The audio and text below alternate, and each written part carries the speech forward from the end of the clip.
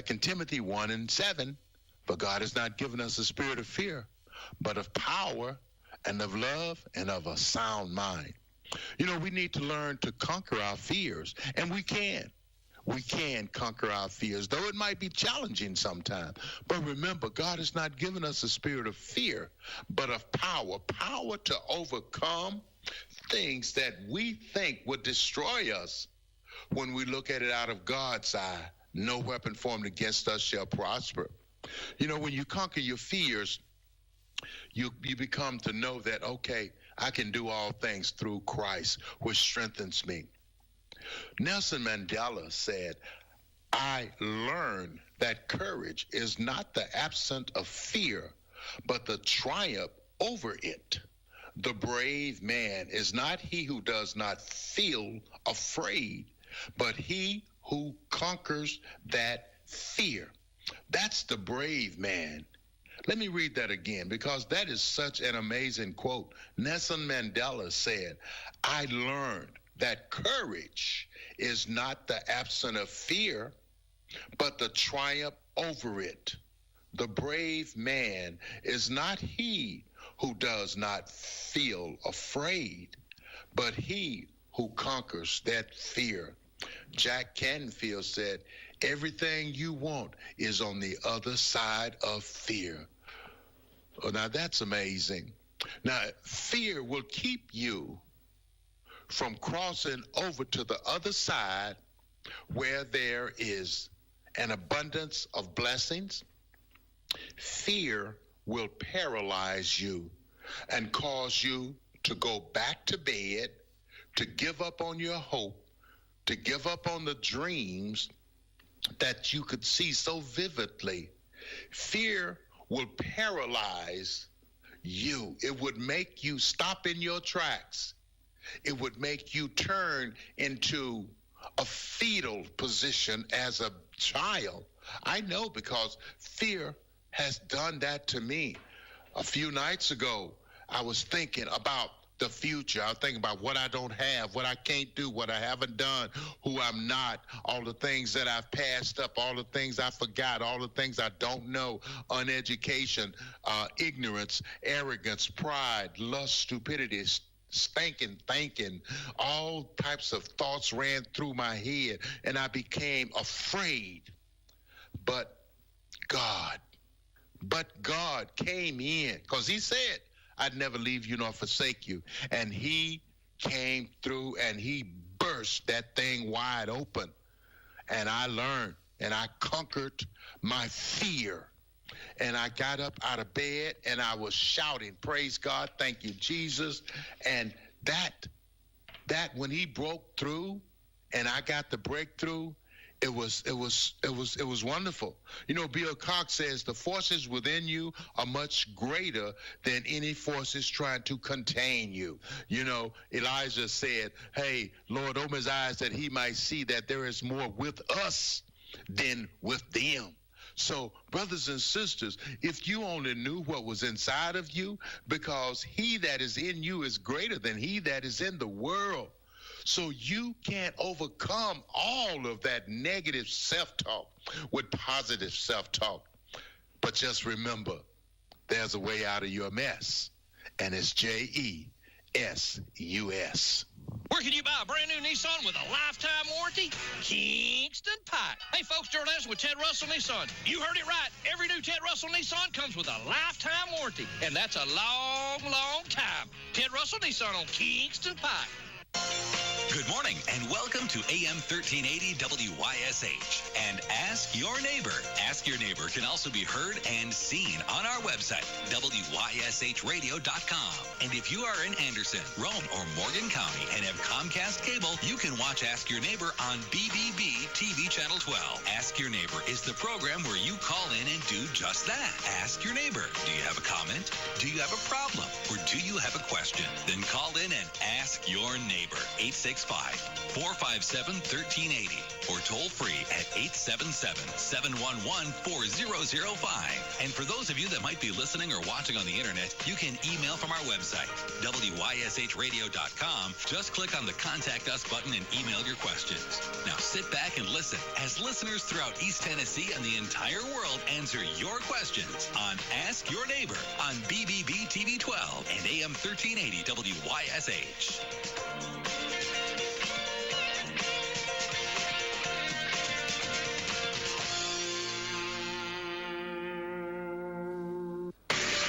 NASCAR Craftsman Truck Series. Fans are on their feet waving their hats as the green flag flies. Heads to New England. Time is going to go all the way down to the bottom of the racetrack below the yellow line, slides back up For the first cutoff race of the playoffs. Checkered flag is waving, and for the 8th time in 2025, it's Heim time. It's the Team EJP 175. Coming up 12 noon this Saturday on your racing station, WYSH.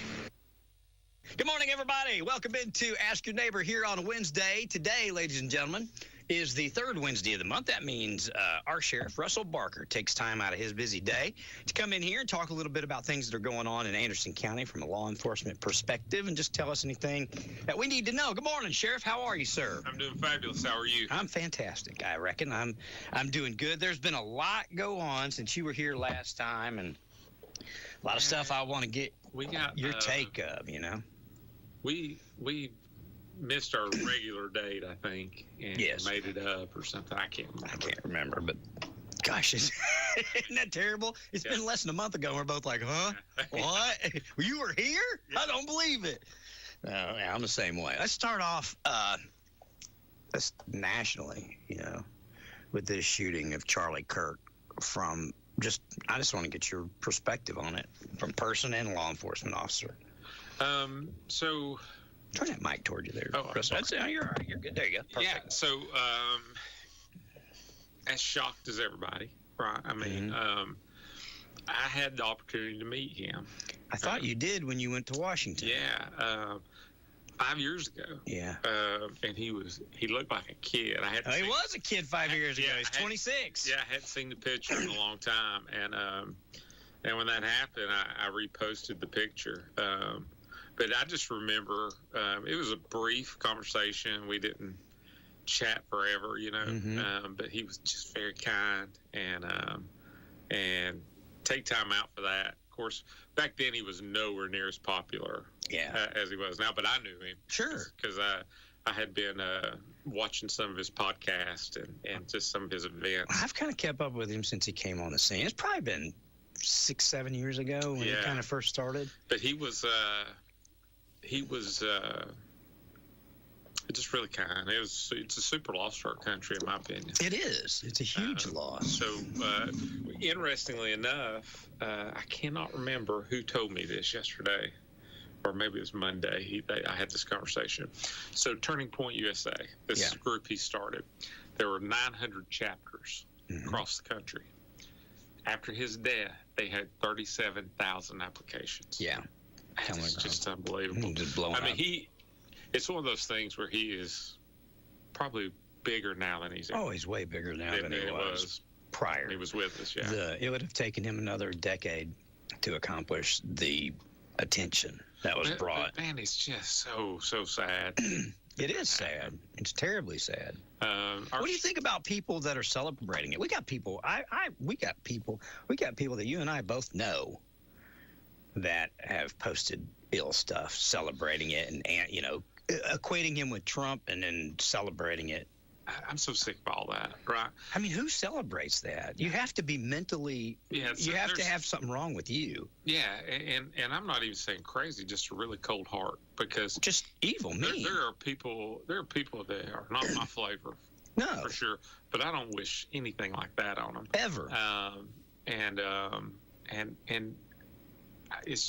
unfortunately, it is just a sign of the state of our culture and our world. I don't think I've ever met anyone that if I wanted to, I couldn't find something in common with. Now, there have been people I didn't want to. Yeah, absolutely. You know what I mean? I didn't want to take time to get to know them because they made me mad, whatever the case might have been. But in my life, And especially with this job, I've sat across from people I am diametrically opposed to on a lot of stuff. But I can't recall a time ever when I've tried that I didn't find something in common with somebody that humanized them, you know what I mean, and makes them. The one thing that I personally do not get is on social media specifically, when there is like there was some people it was really hard not to unfriend. Right? Oh, I have been. Yeah. Not only that, I'm done with a lot of them. And Brian Galloway one time told a guy that he had unfriended, and it was Chief Galloway. It was a great line. Somebody come to him and said, "Hey, I noticed we're no longer friends on Facebook. Did you unfriend me?" He said, "I did." And he said, "Why?" And he said, "I unfriended you on social media so we could stay friends in real life." That's a great. And it was a great line. Boy, it is. And it was just because his way to go, Brian. His stuff he was saying was just so over the top. And out of character from them in person. Somebody that talks like that on social media, 9 times out of 10, don't talk like that sitting across from you down at Hammocks having dinner. That's fact. Yeah, it's fact. It's sad. And so, but honestly, when I and there's probably a few I probably need to do that too, just because it was repulsive what they were saying. But at the end of the day, and honestly, when you look at it, that's a hard issue. And it's easy in this day and age to forget that. So you try to extend some grace and mercy where you can, but it's tough to. But on social media, I'm telling you, don't look at it. Scroll past it. That's what I do. I'm to the point that if we're friends and you're posting something stupid like that, I'm unfriending you and blocking you, and I'm moving on. Life is too short for me to have to listen to you're crazy. That's fact. It is. And again, if you don't have the backbone to do it to me when you see me at the one stop or somewhere, then don't be posting it on my stuff. I'm done. Yeah. If you go look and I've unfriended you and blocked you, that's why. Yeah, it's now I've unfriended people just. But I mean, when you celebrate a father of two, 31 years old in the United States of America, I don't care what he stands for. Take his politics, take his religion, take everything out of it, and just look at him as a dad. If you don't look at anything else, you took those kids' dads away. Okay. And it's a known fact. Even in a household where dad has problems, kids thrive so much better with two parents. So much, even when the parents are screwing up, they do better with both parents in the house than they do with dad being dead. So just on that small social platform, I don't know why people can't be sorry. Look, I just if I think somebody's wrong about whatever topic is, I promise I don't think about killing them. No, I mean, and many times I've debated with people, and you see you're not going to change their mind, so you just say what you say and let it sink. Let it cook, let it take root. If it does, if it don't, it don't. Yeah, plant seeds. All you can do. Let me ask you this. The FBI director has said that they've identified more than 20 people that were participating in this conversation about him doing it on Discord. Oh, my gosh. And that he's going after every single one of them. From a law, what is if you're talking about killing somebody and you're texting me about it and I'm like, what are you going to do? How are you going to do? I have an obligation to turn that over? And if not, am I breaking the law if you do it? I think it's subjective. Okay. You think they're going to try and make examples out of people out of this big time? Very well may. But, I wouldn't want to be in their shoes. No. But I think it's difficult to, how many times in a general conversation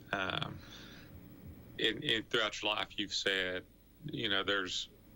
I'm going to kill him, And it could be, okay, like, for example, Greg McBroom.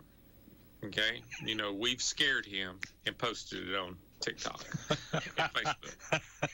McBroom has told me before, I'm going to kill Galloway. I'm going to kill Kenny for jumping out. That's a threat, but so I think it's subjective in how the receiver of that information takes it, perceives right? it. Yeah. Do they perceive it as a real threat or not? Yeah. And I don't know how, from a legal standpoint, judicial standpoint, you could prove that. Now, who knows what's in that thread? We're not privy to that. So there definitely is probably a path. Mm-hmm. But I don't know. Shooting from the hip on something like that, I don't know, because it's subjective. Because you, at the very least, you become a witness. I had watched the week before a young Ukrainian lady get stabbed in Charlotte, right? And I'd just been to Charlotte just months ago. We went downtown, took James David to watch the basketball. The Charlotte Hornets play the Memphis Grizzlies there in Charlotte. We stayed right downtown. It was scary. It really was. I didn't realize how scary at the time, but I watched that. And, the first part they stop it on the news before he strikes her, right? But then they showed the after. Have you seen that where she's sitting with her head holding her neck and her head in her hand? No. And they got her on video dying. He slumps over and dies. And then people sitting around. There's 3 people sitting with as close as me to you. Yeah. Just watching it. And I thought to myself, I watched it, and I couldn't watch it again. It's like, I can't. Yeah. You literally see someone, die right there. And then, so that was on me. I wish I hadn't watched it. And then all of a sudden I saw, Charlie get shot. It's just, it's just amazing. Good and evil has presented itself in stark different colors here over the last week. It's not even political ideology anymore. It's just plain out good versus evil. Yeah, so the Charlotte attack, I've not seen any of that video. Don't. It's just heartbreaking. And it's not as violent as you'd think, but it's violent. So when I'm always shocked at, and it's a phenomenon that has always been around, how groups witness an assault of some sort and do not intervene. Yeah. And then I think the former Marine in New York that intervened, Daniel Penning. Yeah. And you're sitting there thinking, I'm not going to go to jail. That was the fact that they brought charges against him. I thought to myself when that happened, everybody's just going to, and everybody's just going to stand by now for sure. And on top of that, you've got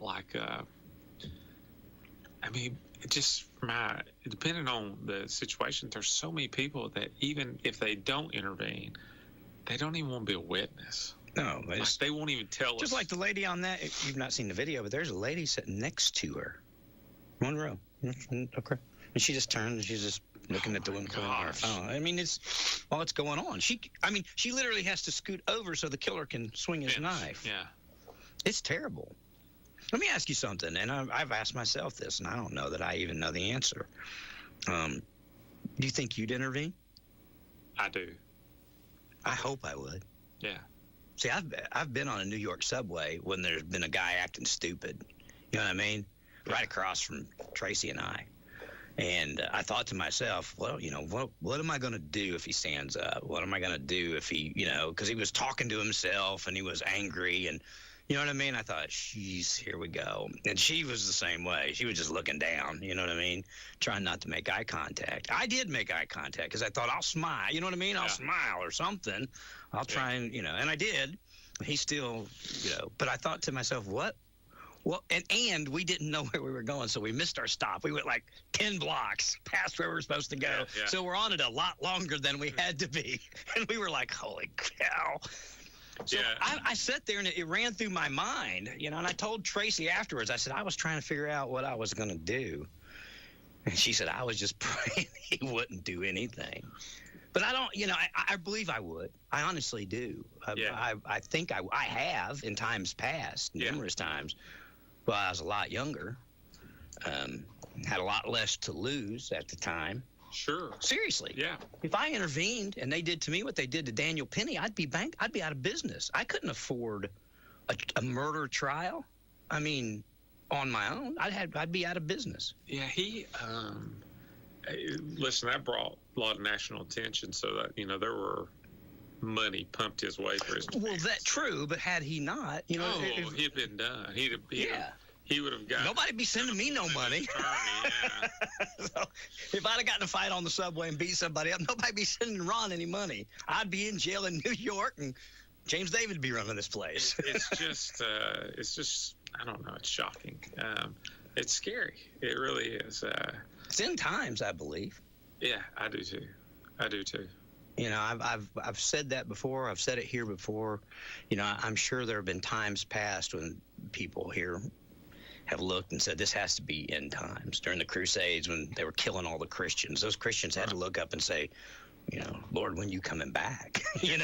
This is terrible. They're killing us by the dozens. I mean, the apostles were crucified, hung upside down, split in half, had their heads cut off. I mean, I'm sure when they were getting ready to do that to Paul, he was thinking, sure, the Lord's going to come down and save me right quick, as much as I've tried to do. But, So there was, I listened to, and I found it on YouTube, Paul Harvey in 1960, I don't know. 66, 68, somewhere in there, about how to kill a nation or how to. Yeah, exactly. It was incredible. Yeah. It was like Nostradamus. First I would try and get both sides fighting with each other. I've heard it. It's amazing. And before you know it, I'd have metal detectors in schools. Uh-huh. Yeah, it's just like prophecy. It was bizarre. I mean, it was really something. No, it is. I'll find it and play it for people. I have before, but I will. It's been a long time since, but you're right. It's absolutely prophetic. And you go back, it was 66 or 68, probably 68, because I think it was right around when we had Dr. King and some of the other turmoil going on in the country that he came out and said that. Yeah. There is just, I don't know. Evil's a real thing. I mean, it really is a real thing. I believe in all my heart it's more real than ever. I was talking to somebody about the shooter that shot up the kids in the Catholic school. Yes. And they went through, and they go through everything as far back, anything they can find, social media, anything. Yeah. And they found where he had done art, where he drew pictures. Did you see that? He drew a picture of himself looking in the mirror, and the reflection looking back is a demon. And it's saying, do it, kill him. And then he's saying, I can't. And it's saying, yeah, you can, kill. And then, of course, he did. And he wrote on, he inscribed on the shells, where's your God now? Yeah. And if people don't realize, if you just think that there's nothing supernatural about that there's nothing demonic about that, then you need to go to church. Yeah, it's more than mental illness. Absolutely. Yeah. It's more than mental illness. I'm getting ready to say something. People are going to get mad at me, but I'm going to say it. I feel like sometimes some of these young people that are already confused because they're wondering about what their gender is, they're wondering about who they are. You know what I mean? They don't have that foundation of, right, God made me. I'm special. I'm what I'm supposed to be. They're walking through life confused. And I think that confusion is put there on purpose. And that makes them more susceptible to the hate and the evil and the stuff that's out there, because they don't even understand why they're here, much less why you or me or anybody else is here to have compassion. Right. And I think it makes it way easier. I mean, if you read, there are a lot of things that can make you more susceptible to evil. Alcohol, you know what I mean? There's a bunch of stuff that can make you more susceptible. And that spirit of confusion, it takes away your initiative to fight for good. You know what I mean? You're wandering around wondering why you're even on the planet. You don't know if you're a boy or a girl. Yeah. You know? So a sermon one time at church, when we were at Life Point, when it was there. Yeah. Larry Potter said, junk in, junk out. It's easy. Such a simply true statement. Yeah. And it really is. And one of the one of the things for law enforcement, and I don't care if it's my operations or my jail, that is tough for us to balance, because nobody ever calls us to send a deputy out here, and you get there and they go, just wanted to show you pictures of my new grandbaby. I'm so happy. Nobody says that, right? It's always a bad situation. And lots of times when we run across things, when there's nothing we can really do, but we know there's a problem. The first example pops in my head is child neglect or child abuse. From a legal standpoint, at the very moment, there's nothing we can do. You don't see it, you can't respond. Well, it doesn't meet the requirements. Gotcha. Right? Or we don't have the legal authority. Gotcha. To do it. So there's something bad happening, but you're hamstrung to fix it. Yes, I mean, so you get other social agencies involved, and then the bureaucracy of it all kicks in, and so it is tough. So you said the word compassion.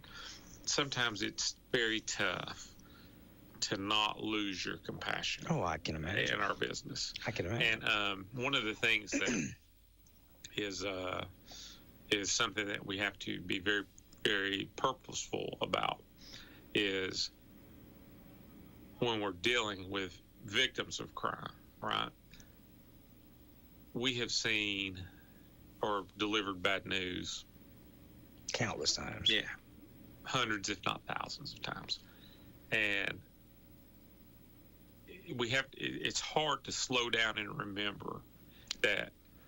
Get out of your job and remember it's a person on the other side of the door. Yeah. They have found their loved one deceased. Natural causes, not even something bad, right? Yeah.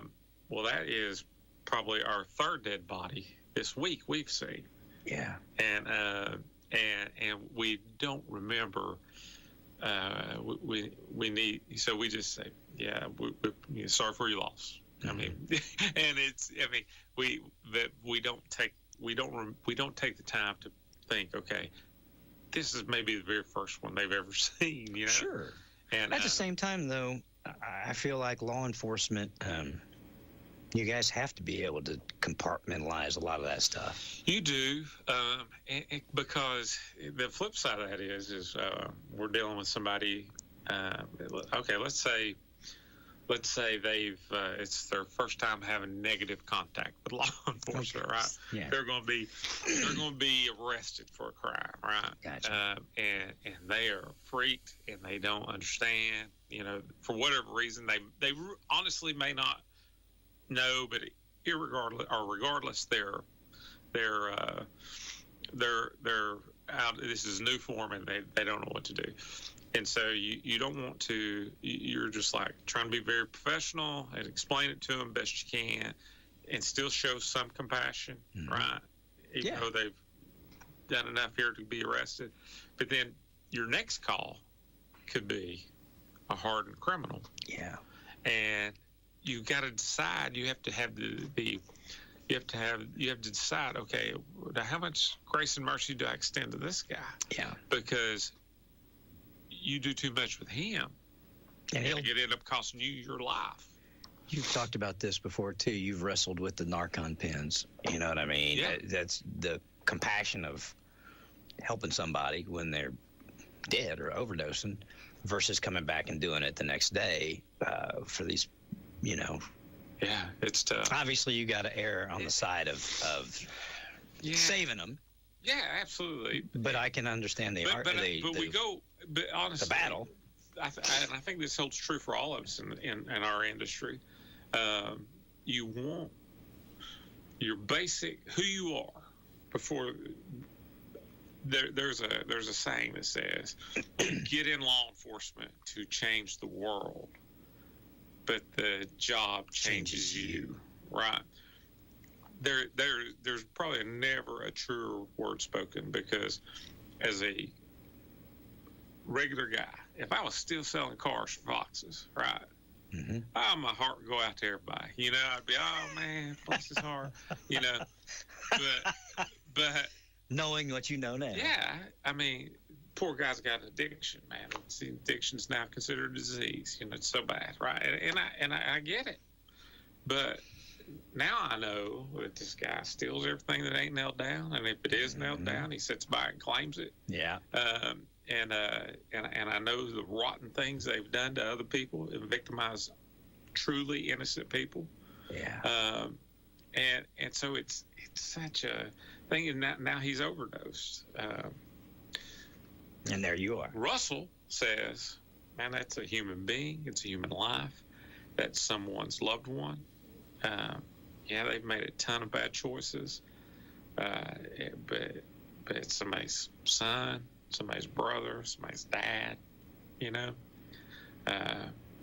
Help that guy. Then Sheriff Parker says, what? You don't know him.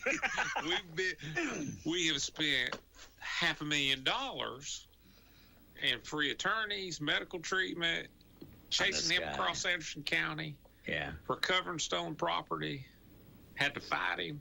Mm-hmm. You know, and you're like, compassion is kind of back on the list. Yeah. So it's a really tough balance. I was talking to the Lord the other day about somebody, and I was like, I don't know what you want me to do. And just as clear as day, said, see them the way I see them, and you won't have a problem. And I was like, wow. Jeez Louise. That hit me like a ton of bricks. It really did, because I was really upset. Yeah. And I thought, holy cow. I mean, that's it. That's the answer. I'm probably not capable, just to tell you the truth. Yeah. But I'll tell you what.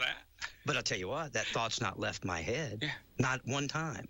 I've not woke up or went to sleep that hasn't crossed my mind. And not just about that person, but I thought, I'm supposed to do that. I'm supposed to do that with everybody. Yeah, everybody. Ron, you're going to have to sign Ron up for a class or something, because I'm not good at it with everybody. Yeah, human nature intervenes, and that's, well, it's you're exactly right on that.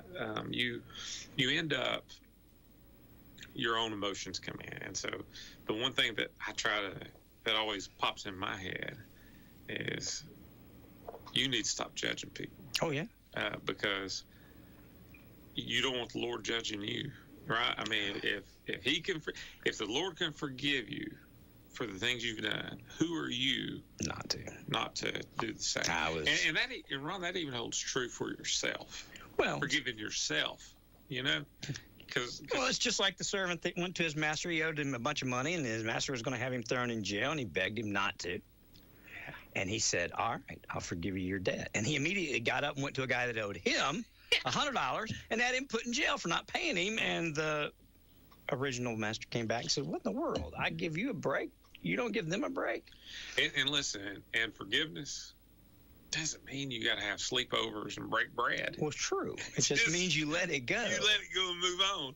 Yeah. I've told people before, this hate and holding a grudge, it doesn't do anything to the other person. It just works on you. That's fact. Absolute fact. People don't understand it. Hate is, what is it they say? The hate kills the container that's holding it.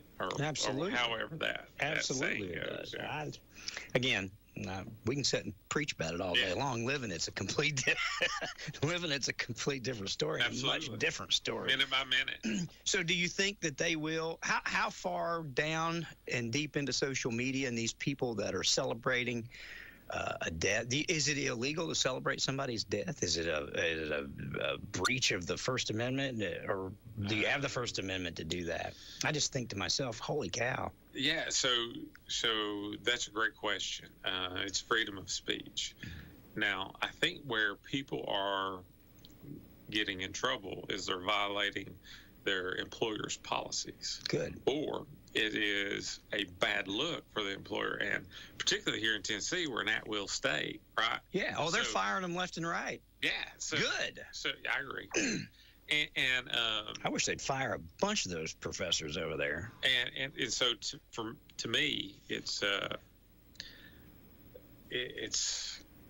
freedom of speech thing. So it's not criminal, but well, you know what I can say. Me and you can debate. We can debate politics. We can debate. But at the point that I start saying I want you dead or I wish you were dead, I mean that.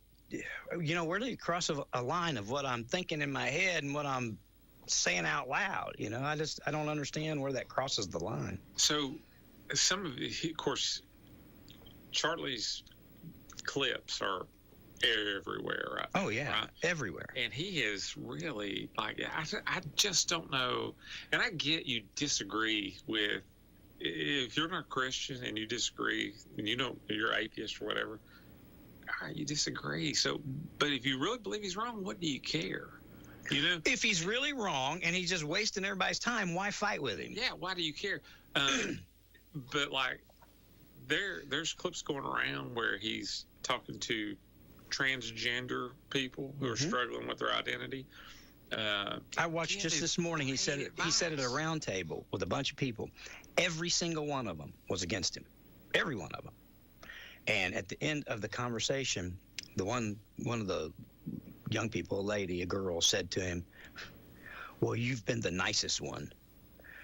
Talking about that come in to debate him. And he was like, "Well, thank you. It's not me, it's the Holy Spirit, because I want to yell at you because you're really wrong." But it was just cool to see. And I've seen that over and over in his clips where people would just be berating him and calling him the worst things. And he would just sit back and grin. And when people say he was committing hate speech, well, when he would read stuff or quote the Bible's not hate speech. A lot of people love to frame it that way. Well, I know that. But even if it is, he's reading a word. He's not coming out and saying, Charlie Cook says you should go kill this person because they stole something. If he reads out of the Bible and says an eye for an eye or tooth for a tooth out of the Old Testament, that's not Charlie Cook. That's the Bible. Two things that I learned. One, I had no clue how strong his faith really was. I don't know how I missed it, but I did. And then on top of that, absolutely brilliant. Yeah, he was kind of a savant. It was insane. The philosophers. And, Speaking, knowing it says church in the Bible, but the Hebrew word is, and I'm like, huh? Mm-hmm. And he says, look it up, and I can't even spell it. Look it up. So I'm just like, how's this guy do it? He was brilliant. I think it's just one of those things. And who knows why, but Lord ordains things to be the way they are. I was telling Tracy, I know it's terrible, but all this is supposed to be. Nothing has happened that is out of the will of God. That's right. Doesn't necessarily mean, he wanted him dead. Right. But, he let Satan toy with Lot for a long time. Killed all his family, took everything. Yeah. So you just don't know what the end means. The end for Charlie Kirk has created something that he probably would have never been able to accomplish his whole life. It would have taken decades for him to get the type of cooperation and buy-in that he's gotten from this. So to that point, there's lots of times as people we need a gigantic wake-up call. Just the truth. I agree. It's and it goes for me too. It's not important to you until it's impacting you, or you see something that is just so over the top and outrageous that you feel compelled to not be on the sidelines anymore. Yeah. And that's just the way it happens. But you're right. And we know from the Bible that it says even bad things, God uses them to work for your good, or all things work together for good. Those who love the Lord. I just don't understand people that they can sit back and see this and not say this is one of those watershed moments in the country where that right there is that's what the stark problem that's going on in our country right now. We have people that are framing others as hateful and framing them as dangerous. You know, I mean, I said that I was talking, I think, to Mayor Frank, either Mayor Frank or David. And I said, you know, if you could go back and know what you know now and kill Hitler before he killed 6 million Jews, you'd be a hero if people knew what he was capable of doing. And so when we do that and we demonize people and we call them Hitler and we say that they're going to be the end of democracy, well, democracy is the only thing that holds us together. I mean, you know, unless you want to go down and be Venezuela or something. I mean, we're a free country, and literally they're saying that this person is going to challenge the constraints of freedom that hold us together. Man, that guy, kill him. That guy was literally all about some free speech. I mean, he let anybody come up to the microphone. Absolutely, and he encouraged, if you disagree with me, come to the front of the line. I want to hear from you. Yeah. And I watched him talk to an atheist, right? Watched him talk to an atheist, and the atheist was like, "You wouldn't let me participate in your program." He goes, "Oh, wait. If you want to stand right here and march with us against abortion, if you would like to stand up and march with us against hate speech, absolutely come and march with us. Just because we have a disagreement on our religion, our faith, I'll still talk about my faith. You don't have to believe it. But if you want to help us accomplish the kind of things we're doing, stop abortion, do these things, get in line." You know, he welcomed anybody into the tent. Yeah. But without compromising who and what he was. I think that's hard to do in today's world. So and as people we lose sight to, and this is part of the problem with the violence. It's not the old street saying, "Don't hate the player, hate the game." Yeah, right? Sure. It's the same thing. I mean, statesmanship and being able to disagree with someone and not hate them is out the window, it feels like. I mean, you become instant enemies if you're on the opposite side of something. This event is going to either steal the country to a point that we try to heal, or it's going to steal each side to the point that they try to win. Yeah. And I don't know, which is coming out of it right now. I see so much hateful stuff. It's bad, yeah. And I fear that you're going to have what the right deems both sides deem a fight between good and evil. Because the left feels like that if you say there's only two genders, then that's hate speech. I don't know. I'm going to start saying I have three feet. I don't, but I'm going to start saying if you say I don't have 3 feet, you're hateful. You should go to jail. What's wrong with people? I have a conversation running in my head right now that I had with someone that I will not tell on the radio. That. It was just absolutely amazing. You had to walk off and go, "What in the world?" I had no idea I had offended them like I had until the very end of the conversation, and it started over pronouns. Oh God! And I simply just briefly, I just said they asked me my opinion on that, and I said I think it's silly. I said, now look, if you're Tina and you want me to call you Tom, I'm inclined to do that because I call people names all the time that ain't their name. I said, I remember we had McBroom we call Mac. Mm-hmm. I call Brian Galloway Andy, as in Andy Griffin. Yeah. Right? Yeah, I got you. And there's one police officer, we'd call him Puddin', just because he didn't like it. Right? Buttons was another deputy that worked narcotics with us. We called him Buttons. Gotcha. And we made up this whole story about how the nickname came about. It was a lie. Just made it up. It's a total lie. It was just to make fun of it. But so okay, as a matter of fact, my wife. Yeah. We had a spell, and periodically we still do it. We call her Bill. All right? Okay. And the reason we do that is because at that time she was wearing a shorter haircut, and for whatever reason, she would tell you what was wrong with your car and be right. She could diagnose your car. And so we would say, Bill, what's wrong with the car? Hey, this truck's doing this. Bill, what do you think? And it was a joke, right? So it's not. uncommon. I told him I said, but I will not use pronouns because I'm not going to call you a her if you want to be a her. Yeah, I'm not going to call you her, and I'm not going to say they, them, or whatever the other meaning of them. I said, and like, man, they got really upset with me over that, and I had no idea. Of course, being me, not reading the tea leaves, right? I took it to the next level by accident, trying to be funny.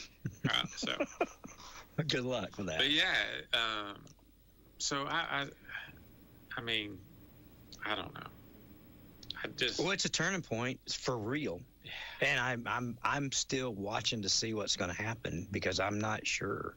I fear there's going to be two sides that come out of it. Don't you get exhausted? I do. To a certain degree, I do. But I'm kind of refreshed seeing some of these commentators that are normally so neutral, bland, vanilla, and they walk so cautiously not to hurt the gay guy's feelings or the trans, you know what I mean? They're not true to themselves because they're trying to be all things to all men. It's refreshing to see some of them go, you know what? Screw this. I'm done. You guys are wrong. You guys are evil. It's biblical. You're killing people. There's nothing in humanity that gives us the right to kill somebody under any circumstances of any religion or any social well-being. So why not call it out? It's a mentally ill, demon-possessed human being killing other human beings. So do you also, though, do you get exhausted from just hearing it all? Oh, yeah. Absolutely. I get exhausted. You know why? Because we hear it over and over and over. It's the same stuff. You're hearing the exact same stuff today you heard in 2017 when Trump was first elected to president. It's the exact same stuff we're hearing it. Guess what? They sit and they just talk. They talk about how bad he is. He's just going and doing his job. And they just sit, you know what? It's like, all right, you don't like him. Shut up. You've been saying it for 10 years. We don't care. That is something else. So I have a guy that I know. I guess I'd call him a friend. Sure. We don't have a lot of contact, but he is way to the left, right? And he says things on social media I don't like. But to give him some credit, primarily he likes to send me things to try to engage me in conversation. Gotcha. I know what you're talking about. That I just don't do. Because I'm just like, I don't care. Not going to do it. And it doesn't matter to me. But the one thing that I've realized, to your point, why? I mean, that Trump derangement syndrome. Well, do you remember the first term? That he's not going away. He won't leave after his first term, even if he loses. You remember that? Yes. They're still saying that kind of stuff. He's not going to leave. He's going to go for a third term. It's the same people saying the same stuff. It didn't happen last time. He didn't ruin the country. He didn't take us into war. He didn't do any of the stuff they predicted. So now they got to predict new stuff. And it's not, look what he did. It's what he's going to do. They try to lay groundwork for fear. Yes. And they do that for the unstable people that aren't grounded in whatever their politics or their faith. And they will absolutely tell you that Trump's comments do the exact same thing for the unstable people to the right. And look, well, I don't know. Show me someone from the right that's been killing people. Luigi Man, whatever, up in New York. He's not from the right. Shot the insurance guy in the head. The killer, the black guy on the subway that killed the girl in Charlotte. The gang, whatever he was. Yeah. So he's not a Trump supporter. So they will point to probably Minnesota, those state reps. The state reps in Minnesota. They would probably point to that, but I don't know much about that case. I don't either. It kind of went quiet. But they will, and of course, on the front end, social media was talking about Charlie Kirk's killer was a Trump guy. No, on the front end. Yeah, on the front end they were saying that. And my understanding of it right now is that his dad was a 27-year veteran of law enforcement. Mm-hmm. They were conservative household, but this kid got radicalized somewhere, some way. And reports on college campus, I guess. The last reports that I saw too is that I guess his roommate is his transgender. Girlfriend, boyfriend thing. Whatever it is. Yeah, and so and because one post I saw on social media from a friend, hey, he wasn't Hispanic, he wasn't black, he wasn't gay, he wasn't transgender. This is a Trump guy killing a Trump guy, and I'm thinking that's not accurate. It's not a Trump guy. He hated the message of Trump and Charlie Kirk, and he had his issues, although they were concealed when you just look at him. But he obviously had his issues. He was struggling with sexuality and his boyfriend, girlfriend's gender. And again, when you struggle with the actual core of life, of what you are, everything else has to be unbelievably difficult. When you can't even settle on who you are or what you are in this grand scheme of life. You don't know if you're a boy or a girl or a dog or a squirrel. I mean, it's like whatever you think that you're going to identify, whatever it is you're being possessed to think you are. That's a terrible starting point. Yeah, absolutely. And it doesn't surprise me that people go off the deep end. I mean, where do you have left to go when you don't even know what you are floating around in this world? You're that confused. And anybody that knows the Bible knows that confusion comes from one place, and that's Satan. Yeah. We're not made to be confused. We're supposed to be, educated and bold in what in our beliefs and our faith. But when you start being confused, when you start, I guess, surrendering to being confused and saying, well, maybe I'm not supposed to be a boy, and you open the door and then it comes in. But he was as disturbed as the kid that shot the people in the Catholic Church. Absolutely. He was as disturbed as the kid that shot up the church in Nashville school. Yeah. The same transgenders, same. And Tracy said something to me that made a lot of sense. She said, do you think it could be the same evil spirit? Spirits leave and go from place to place. Yeah. It says they scour the earth seeking whom they may devour, Satan and his henchmen. Do you think he did the job in Nashville with that kid, got that done, and then he went over to the other kid and the Catholic Church, and then Satan got into this kid? It's the same spirit. It's the same spirit. It is literally possible. Well, it's got to be something influencing them to do it. It's not you or me or God. Yeah. Who's doing it? Has to be evil. People need to wake up. There's a fight of good and evil. I'm going to move. That's all national, and I appreciate you taking so much time. I want to get you back into local. I reported a story here that happened in August at the high school. Okay. A parent goes into the high school and confronts and fights a student. Police were called. The fight happened there in front of the cafeteria, but the parent and her daughter had run off and were fighting kids in another part of the hall when I believe it was Officer Strunk confronted them, watched the videotape. The parent was charged with assault for beating up on a student. And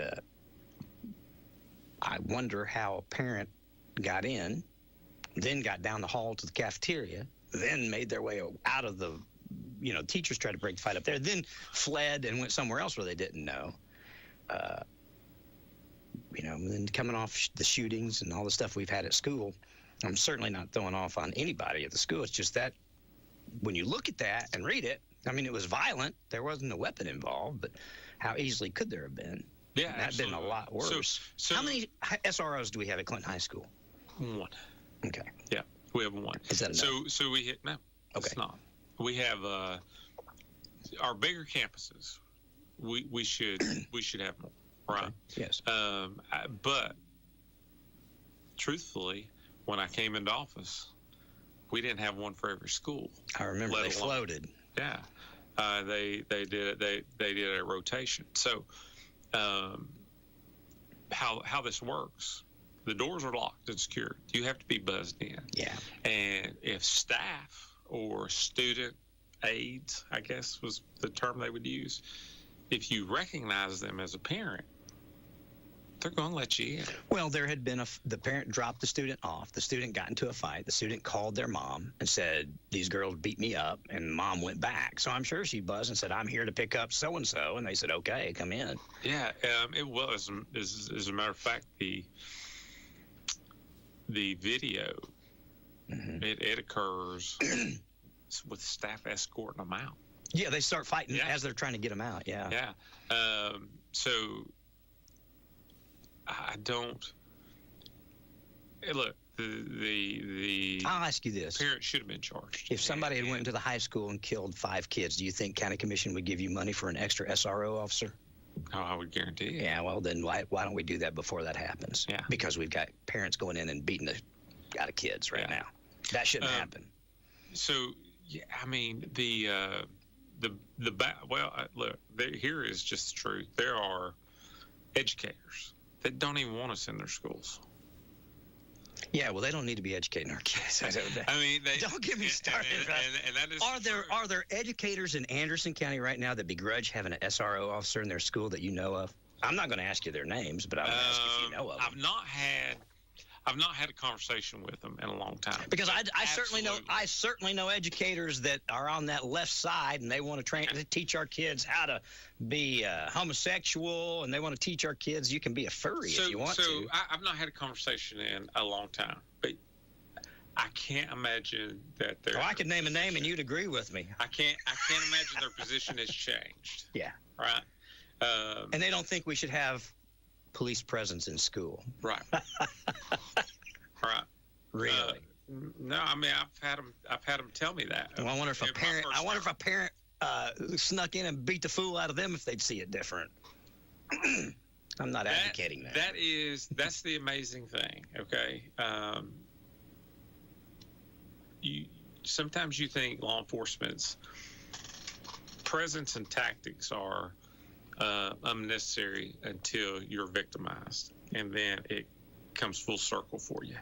Sure. And it makes more sense. Sure. So for example, we have a lot of people who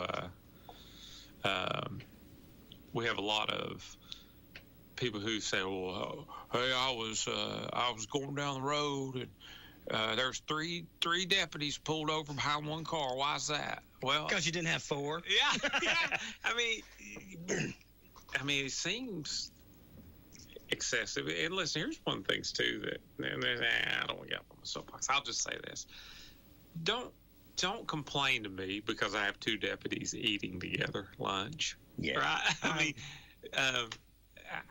I'm just like, people are petty. Yeah, I mean, like Chief Scarborough, when he was chief of Clinton Police, you probably were still at the police department. He was sitting right there where you are, and we were having a conversation. I said, Rick, I got pulled over last night. He said, you did? Who pulled you over?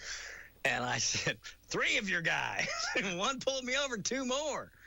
I said, now, why is that? And he said, because I didn't have 4 working. And he said, I'm going to put back up as much as I got. And then when it was at that point, I went through the Citizen Police Academy that Rick held, and I realized what exactly what's going on. And we as civilians a lot of time don't realize what you guys as police officers already know, and what you know a threat of pulling somebody over. You know a threat of responding to domestic violence. We don't. We're the ones getting pulled over. It is literally one of the most dangerous things we do. Yeah. Is traffic stops. I wish people, you know what? If you're not a police officer, you're not in law enforcement, don't advise police officers in law enforcement how to do their job. Yeah. It's like somebody that owns a car wash going to tell me how to run a radio station. I'm not going to listen. That's the first thing. The second thing is you're just going to look like an idiot, most likely, because I don't know how to run a car wash. You don't know how to run a radio station, but, I'll advertise your car wash and you clean my car and we'll be friends. So yeah. There you go. Yeah. Yeah, it's. How do we? Is there anything that needs to be addressed at the school that you think, or do we? Is there? So, would you push for having more resource officers? Is that? I don't know. I'm not going to say a low priority because obviously it's a priority, and you got to balance what you do. You don't have so much resources, but is there a need? We have every year when we work on budgets and we look at statistics of what we've done previous year, we're always looking to reallocate our resources if needed, right? And 18, when I came into office, we saw a tremendous need for the SROs, and we've made incredible strides with SROs and our presence in the schools. It's still not ideal. However, there is some things that at the end of the day, we just can't prevent. I mean, unless we're going to do a one-on-one ratio. I send a deputy with Ron every day. Protects Ron. He rides with you. That's the only way. He keeps Ron from breaking the law, and he keeps Ron from being victimized, right? Exactly. And that's where we're at. At the end of the day, we're going to have some self-control as private citizens. There are things we would love to do more of. Our larger campuses. And on top of that, when you're dealing with high school students, hey, some of these kids are bigger than my deputies. Oh, yeah. And so, and here's another thing that I kind of struggle with, and boy, I shouldn't say this out loud, but I will. I don't understand when a 6'2", 280-pound high school student is being violent, why people expect this. I don't care if he is 16. Why they expect law enforcement to do restraint holds. Yeah, whether he's 31 or whether he's 16. He's 6'4" and 280. It's a fight. Yeah, it's a fight. And what we do is we do what we got to do to stop the threat. Commit violence on our behalf. That's right. That is what law enforcement does. I said it in county commission. They pay us to serve them and to protect them, but at the end of the day, we are chosen to do violence on behalf of our county, and it is ugly and it's necessary, and we have to listen. So your answer is you think we're doing okay with regard to student? We're doing okay. Resource officers. I would love to see more, but now the flip side of that coin, Ron. I got to say too, I don't want to make it sound like I'm saying that Clinton High School is deficient in anything. Like you said, the teachers were on it quickly. They tried to diffuse the situation. They were literally standing there. Yeah, the administration could not do anything more. No, than what they did. I agree, and I'm certainly not throwing off. I'm just bringing to light, that it happened. This is our world, though, Ron. Like that, it can change in a blink of an eye for us, whether it be a traffic stop, whether it be us escorting a parent out. Yeah. I mean, it just happens. It's okay. So another sheriff in another county called me. Okay. And he was having he had a mess on his hands. Okay. Of course, it's an election year, and they are pointing out any deficiency, making up some deficiencies, because it's coming from his opposition, right? Mm-hmm. But what happened was, in his jail, we have to segregate sex offenders in any correctional facility. Okay. Because they're in our care and custody, and they're not safe in the general population. That's not a myth. That's not an urban legend. They're true. Just not safe. Gotcha. Right? He has in his jail, and I will not name where it's at, but he had one sex offender perpetrate on another sex offender. Okay? Okay. So they stopped the assault. They investigated. They charged the offender with additional charges. They did an internal review of anything that they could have done better, right? They looked for policy violations for their staff, and they made any appropriate moves in those areas, right? So he's catching his heat, so he sends me his press release and asks questions.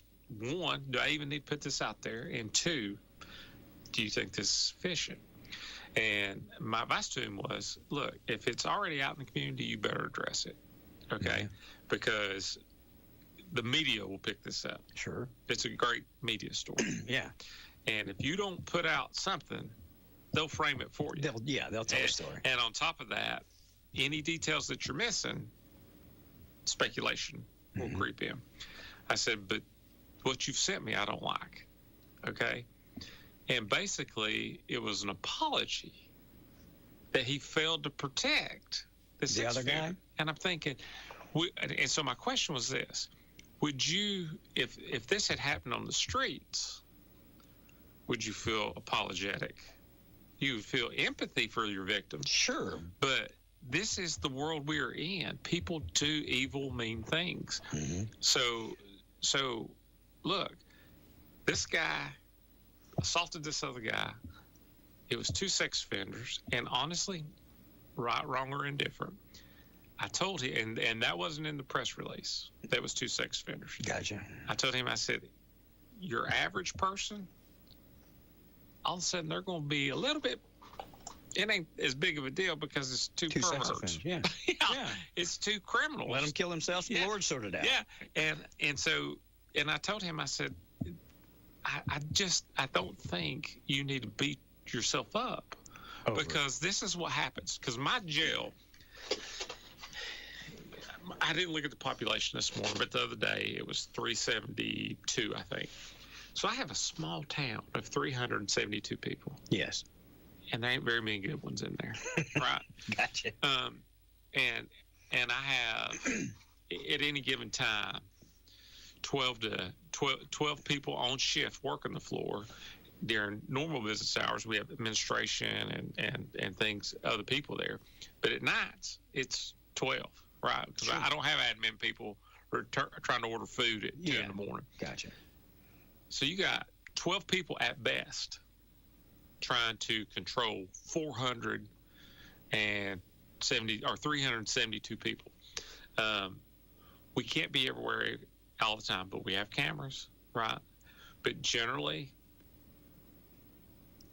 those cameras provide more than anything evidence of after the fact. Yeah. Now, our people are really good in master control and in our towers, and they're very watchful and attentive.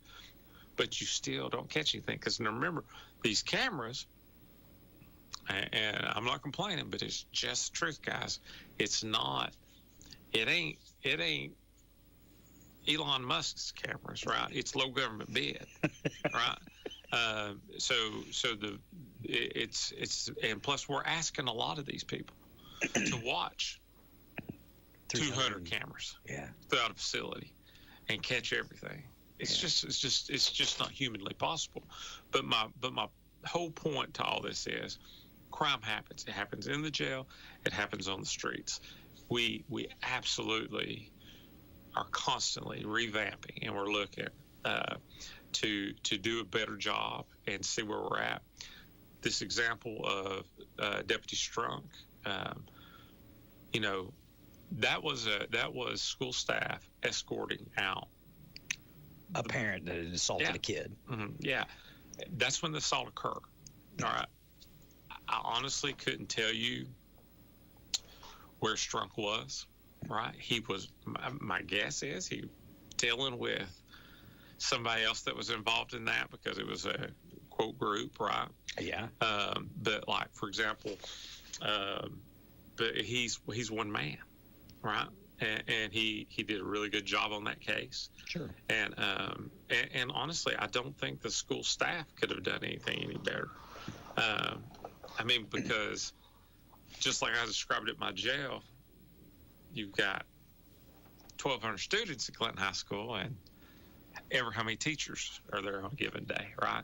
And so there's a portion of us that you have to have self-control. You have to be accountable for yourself and your own actions. One of the things that we're currently working on is we're working with EMA and for our larger events like football games, right? Mm-hmm. So we flood that with as many bodies as we can that budgets allow. and do the best we can with those. But we have always, so we have our LPRs and our the flock camera system, right? Yeah. That we utilize in Anderson County. One of the things that we're looking at, we're working with EMA to hopefully get some pole cameras. Okay. To give us just another bird's eye view and cover more.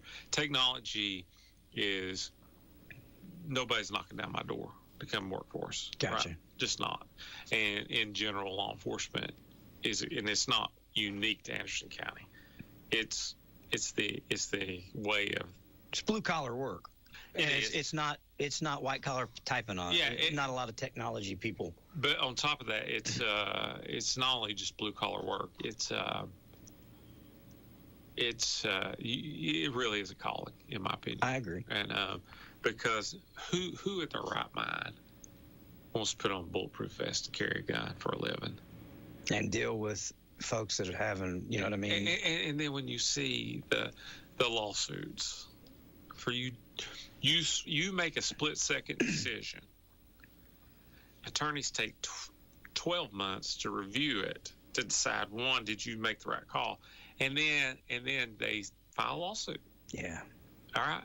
And I mean, look, I get deposed over my deputy's actions when I'm laying in bed. Mm-hmm. You know. Oh yeah. And we've had some shootings since I've been the sheriff, right? TBI clears this, but at the same time, TBI handles the criminal side of it. Potential crime. They investigate the shooting. Not the civil. Right. To decide if it's a good shoot or not. Our staff, we do a internal affairs investigation to run parallel with that investigation. And what we're looking for is policy violations, right? Mm-hmm. And then I have to sit in Knoxville and be deposed over, why did you do this? Well, and it's a mess. They frame questions in such a way sometimes that try to sound like something's nefarious, right? Uh-huh. Why would you be looking for policy violations? Because it's best practices, right? Yeah. Because if we contributed to this by not following policy, we want to know that. Yeah, exactly. But now a split-second decision, and then they take 24 months to dissect it. And 100%. Yeah, and 100%. And you're right; it discourages people from wanting to do it. It really does. Yeah, between that and pay and lifestyle, it's a lot. Sheriff, here's something that I'm going to drag into politics a little bit now. Do you know how much it costs us to run the Oak Ridge court system each year? I know to the penny. I don't. Would you like to know? Please. This is before your transportation costs or anything. Just the building. Yes. Just running it. $759,000 a year. Okay. That's 2 SOR officers for 10 years. That's a lot. Yeah, it's a bunch. That's what we're paying for the convenience to have a court system in a dilapidated, rundown building that we have to keep putting money in over. You know what I say? I tell you what, if I ran for county mayor, this is what I'd run on. Josh, Terry, I would close that. I would put every bit of pressure politically I could to close that. I would sell that dilapidated building or give it away or whatever you can do. I would take and sell every unused piece of property that this county's holding for no reason, and I'd put that money into what government is supposed to do, and that's keep us safe. I'd put that money into EMS. I'd put that money into Sheriff's Department. I'd put that money into SROs. There is no reason $759,000 of my tax money is going because somebody wanted to do a favor for an Oak Ridge commissioner 31 years ago or however long it was that they started this stupid tomfoolery. We're the only county in the state of Tennessee that does this ignorant stuff. We're one of the highest taxed property taxes in the state of Tennessee because we you know what? If I was Briceville, I'd sue the county government for my own courthouse, because that's further for them to drive than it is for Oak Ridge. So if they don't close this stuff and they just continue wasting our money and then telling you can't have any more money, even though you need 2 or 3 SRO officers and we got parents walking into schools and beating the daylights out of kids, Okay, that's fine. We'll just elect new ones. So $759,000. And what do you spend? $250,000 a year in transportation costs and deputies. You got to have deputies take them there, bring them home for lunch, feed them, take them back, shackle them, unshackle them, let them go pee. Yeah, there's a cost on our end.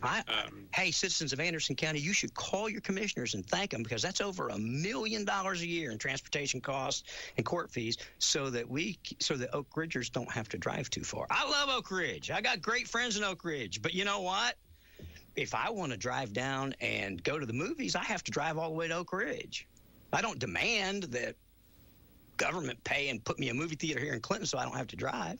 If you get in trouble and you're going to the courthouse, you go where the courthouse is. We don't bring the courthouse to you. Listen, I think it's $1 million a year, free money. I think that our it would also stroke a note on a justice center. I also did the work on that. $759,000 plus whatever you're spending would stroke the note without blinking an eye, without costing taxpayers a penny, on a justice center. You pay it off in 10 years. I will say this: the General Sessions 2, 25 years. The existence of General Sessions 2, I think we need it. All right, I think having two sessions courts is warranted. Expedient. Yeah, I think it's warranted. They need to be under one roof with one security detail, one way in, one way out, one set of protective windows, one set. You know what I mean? Yes. Instead of two. I agree with that. I am for a justice center. I think it's long overdue, and I get that not everyone has the stomach for it. We don't. This is what I'm trying to say. We don't have to have the stomach for it. We're already wasting the money. So let's just quit doing that as a favor, which is all it is, a convenience. It wasn't required by law. It wasn't voted on by citizens. It was a couple good old boys that wanted to put it in Oak Ridge. And some of our good old boy commissioners sided with the Oak Ridge commissioners, and we did. It's a favor. We're doing a favor at $1 million a year. That's wonderful. And they're talking about asking Oak Ridge to pay $50,000 a year. I wouldn't take your $50,000. That's insulting. It's $750,000 to provide you. I'll tell you what, if you want to keep it, cough up the money to pay for it. If you don't, I'm bringing my tax dollars home. We'll build a justice center, and you all can drive down to the river. Now you got to go an extra 2 miles from the courthouse. It doesn't make. We don't have to have the stomach for it, because they've already robbed us of the money to give it to a convenience in Oak Ridge.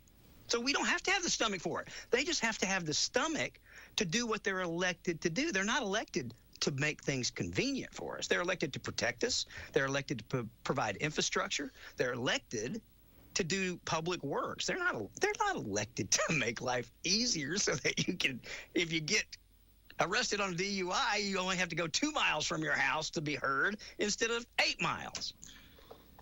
Yeah, so listen, a justice center to me just makes sense.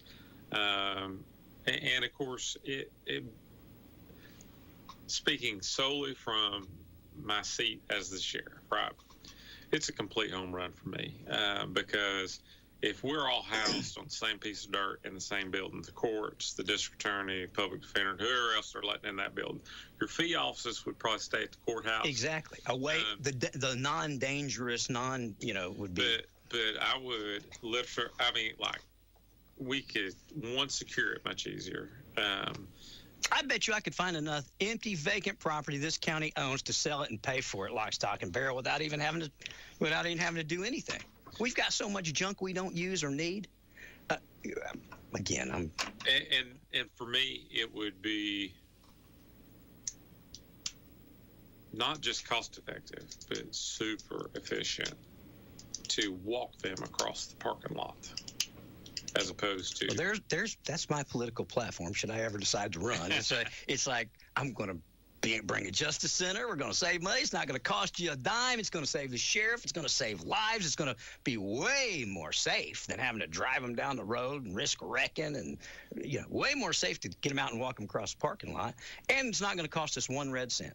So one of the things I was down visiting Sheriff Lawson at Bradley County, and they have a justice center, and he was showing me how it worked. And it was really cool because his office was in the Justice Center, but in their particular situation, the jail is literally attached. So it's Yeah. Like, he didn't have to walk across the parking lot. He just walked down the hall. He walked down the hall, and so I would see these individual holding cells, right? Mm-hmm.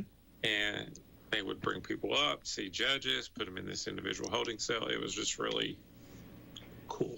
Well, I'm not about spending a whole lot of money, but when I start looking at stuff like this, I start looking at what we're spending as a favor.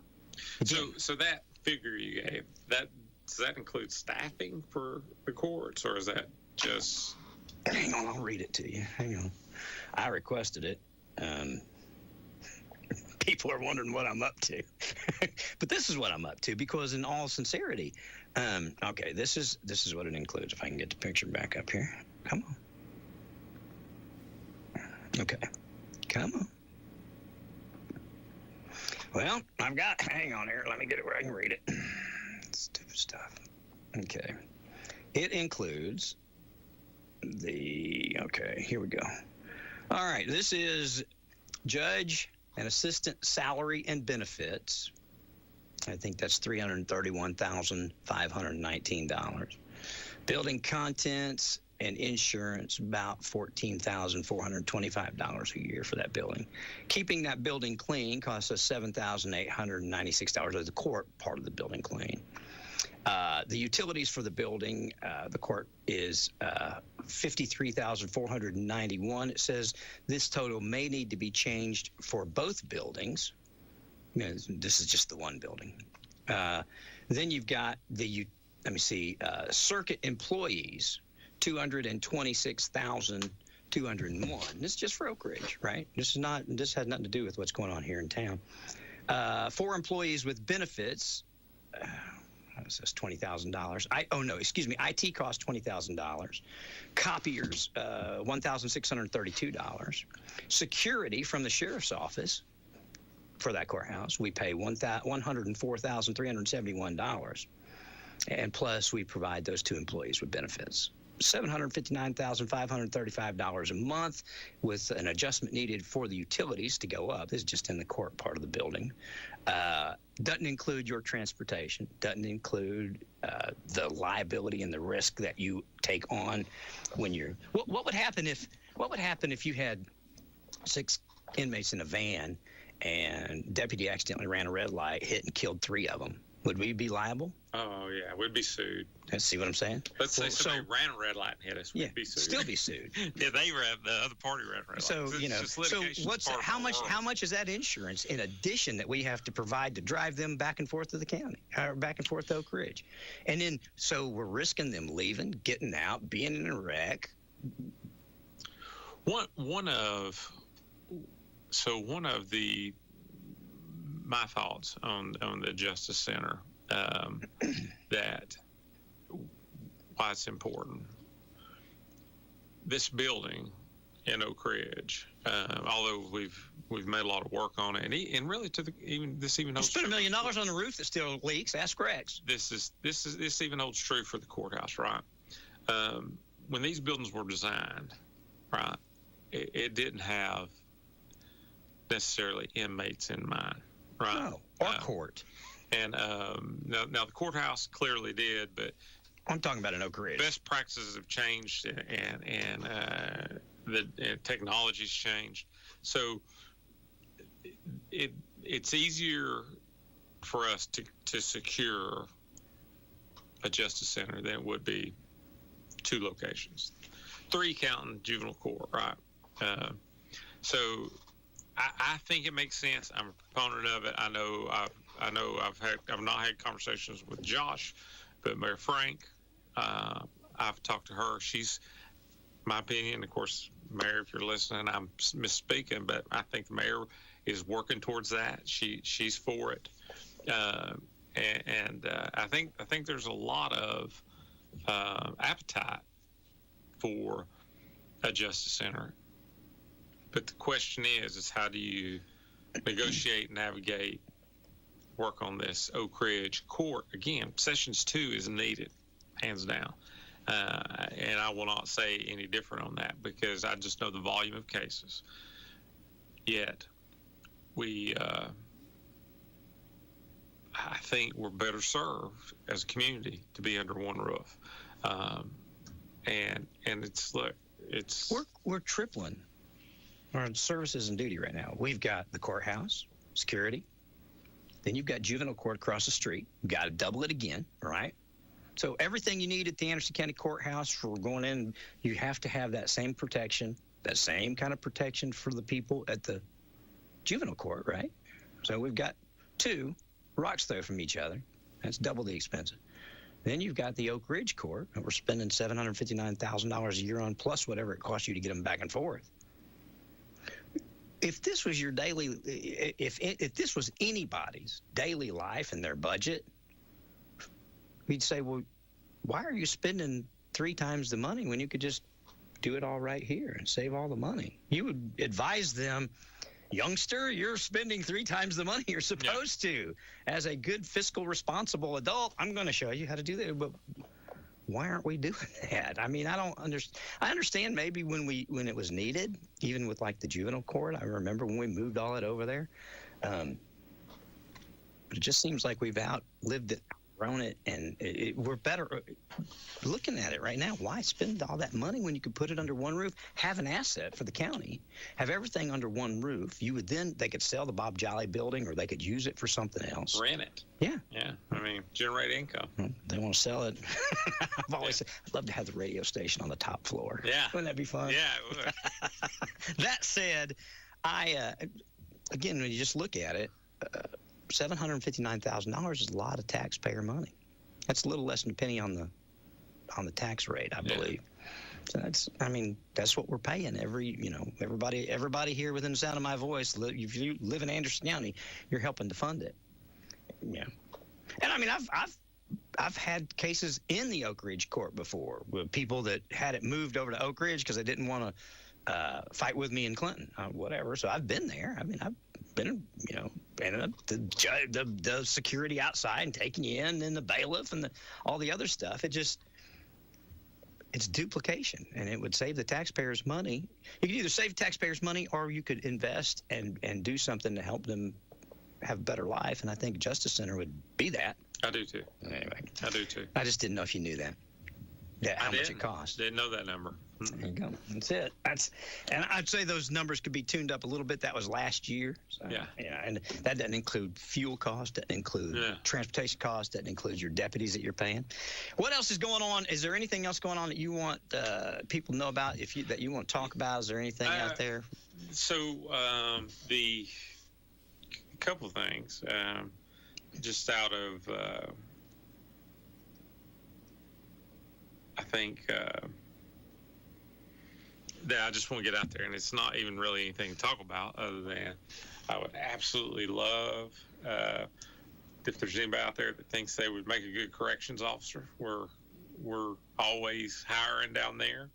If you want to reach out to our corrections facility there, Captain Val or Chief Allen, we're always looking for a few good men and women. And we're also looking to hire dispatchers as well. We're missing. We got a couple of open spots, and both are incredibly tough jobs, but can be very rewarding too at the same time. But if you're looking for a job change, come see us. We would love to meet you and see if we can't.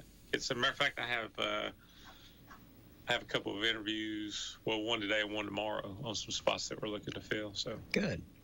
We'll see if we can send them your way. So anybody out there looking to get into law enforcement, dispatcher and corrections officer. Mm-hmm. Is that working in the jail? Yes. Or is that actually? Okay.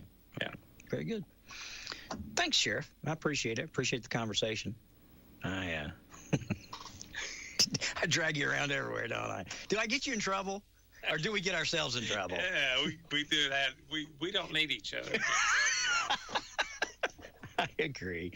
But it's more prone to happen if we're together. More prone to happen, for sure. So, look, at the end of the day, here's what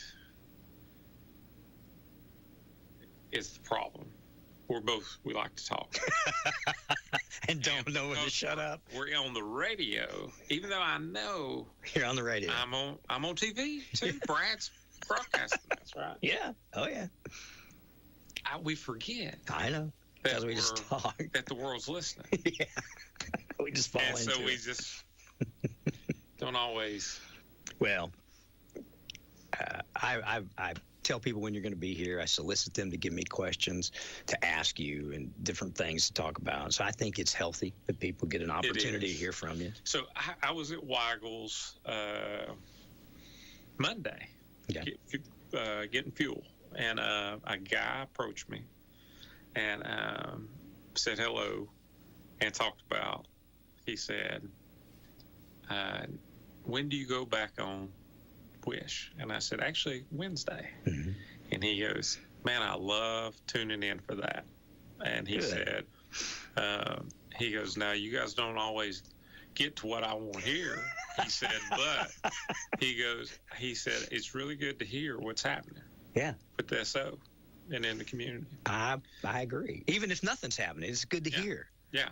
So literally, that's just happened Monday. I also try to do this too. I wanted to do this, or actually, this was Tracy's idea, but I built on it since then. But it was her idea.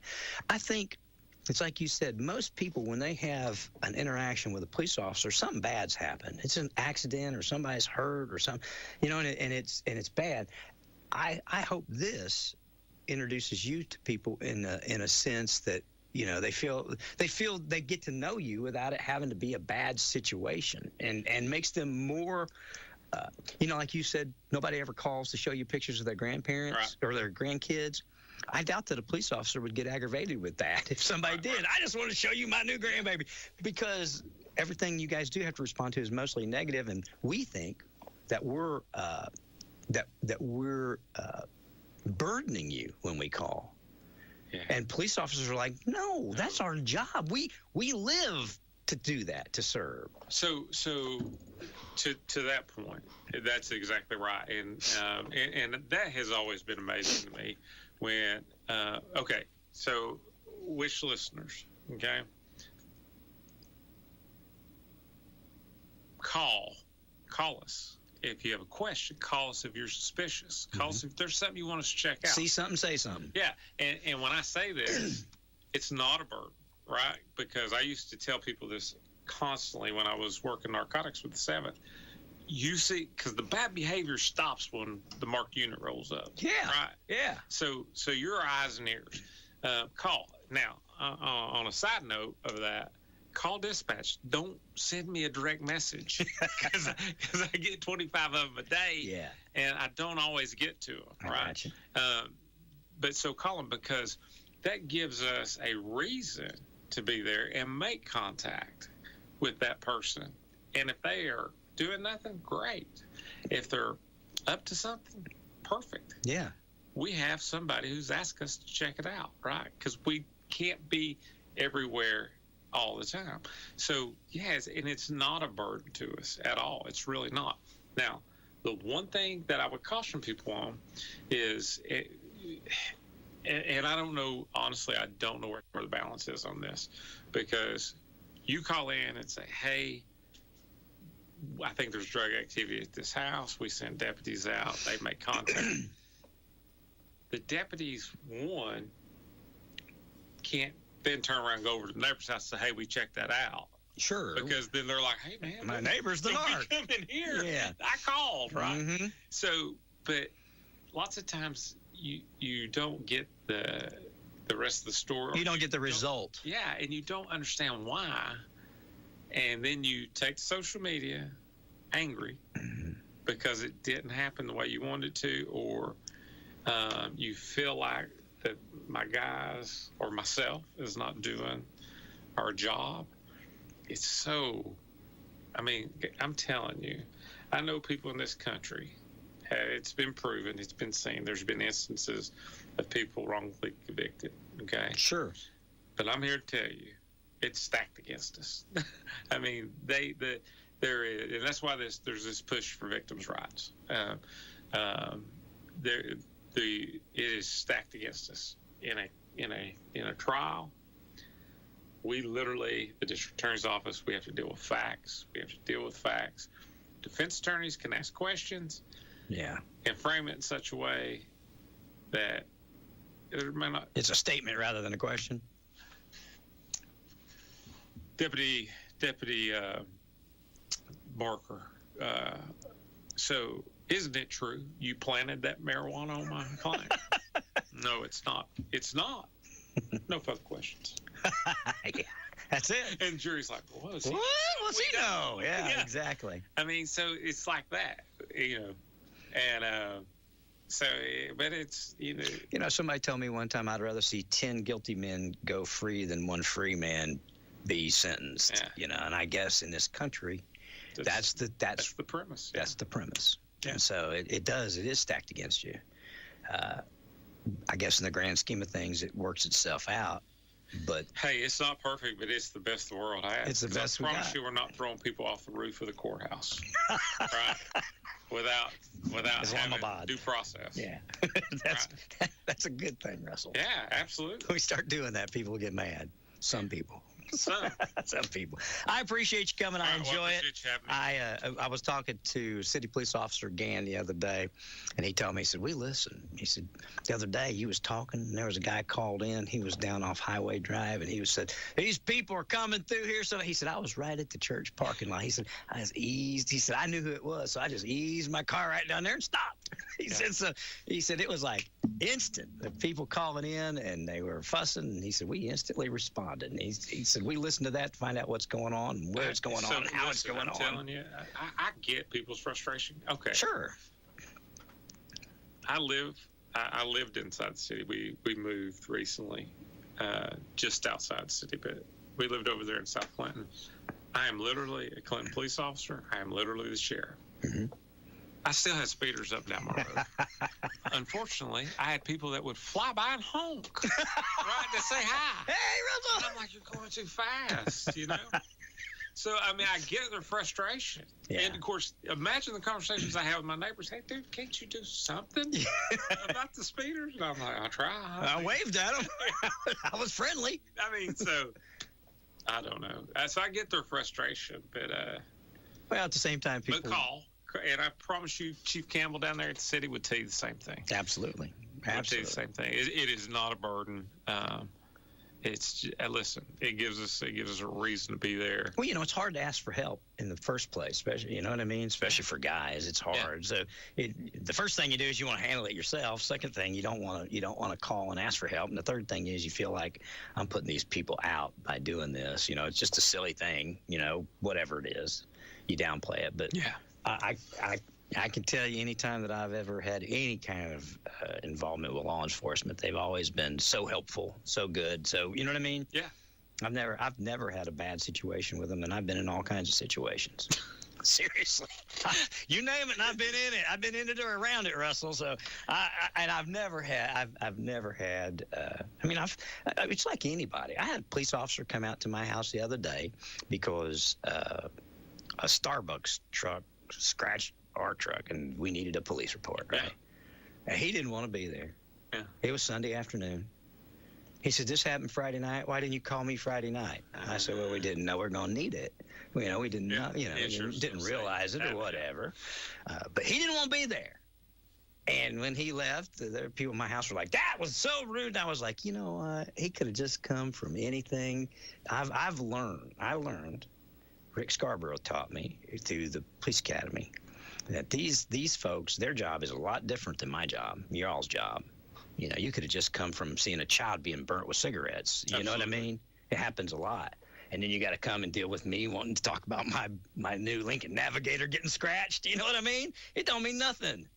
So I said that to the people that were at my house. I said, yeah, he was short. He was, but not to the point that it made me angry or offended me. I get it. Yes, and you're exactly right.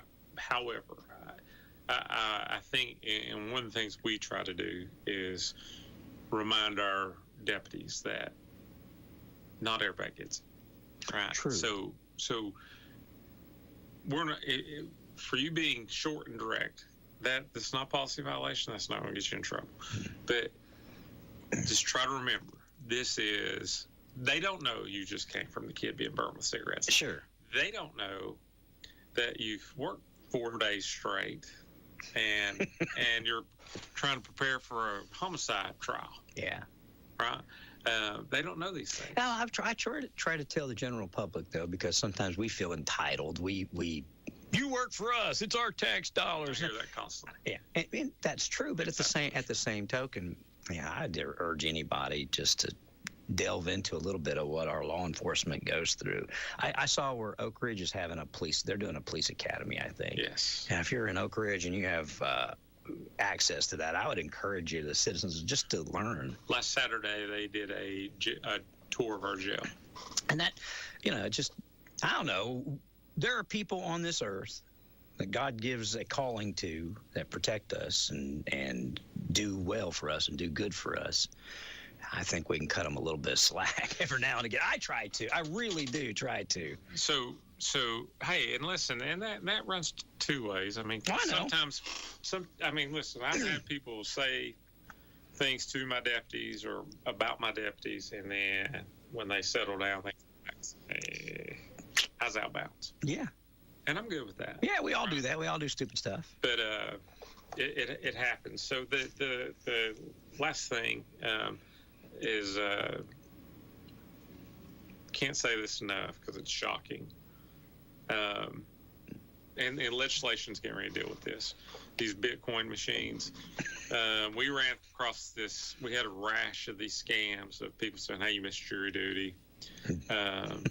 You owe a fine or go to jail."